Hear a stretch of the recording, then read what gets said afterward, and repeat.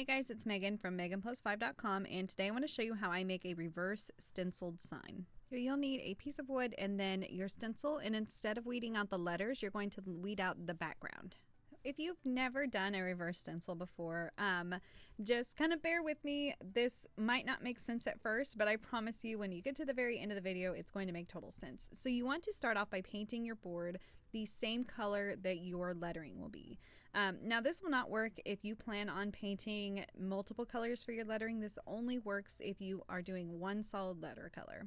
So since I am distressing my sign as well, I'm going to paint the sides of it, and then I'm going to paint the front of it. I'm not going to bother painting the back of it with my letter color.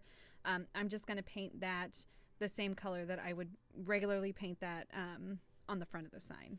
And then once your paint is dry, you want to apply your stencil. So apply your transfer tape on top of your reverse stencil and use your vinyl squeegee to make sure that it's good and adhered to it. And then flip it over and remove the paper backing. Now you want to go slow whenever you remove the paper backing. If you pull it off too quickly, then you're going to risk ripping your stencil and you're going to just piss yourself off. So just go slow on this step. You might have to just kind of push it back onto itself and then lightly roll it off of there.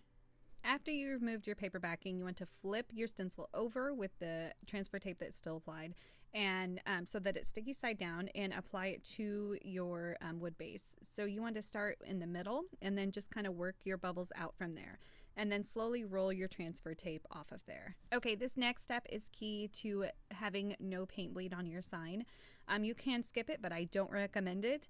What you want to do is you want to take the same color that you've already painted your board. So in this case, it's black. So I took my black paint and I used a tiny amount of paint, and I'm just sealing the stencil. So where the wood and the stencil meet, I want to push the paint into it, and that way it gives it a nice clean seal, and you will have no paint bleed after that. So once that's dry, you can flip it over and finish the back side. Now this is not a must. This is just something that I personally do. I like to have the backs of my signs completely finished off. That way, if one of my kids runs through and they knock it over, I don't have to look at the unfinished back side of a sign. Okay, and then you want to paint the sides of it while you're painting the back of it, and then let those dry. Once that's dry, you can flip it over and then start painting on the front. So you want to do a really thin layer for your first coat of paint, and since I am using a dark coat underneath for my lettering and then I'm painting the white on top, it's going to take me 2 coats to get a good coverage on this. So once that first coat is dry, that first really thin layer is dry, then I go back through and I paint a second layer, and I keep this one really thin as well, but you can tell like how difference in the coverage it makes just with using 2 coats of paint.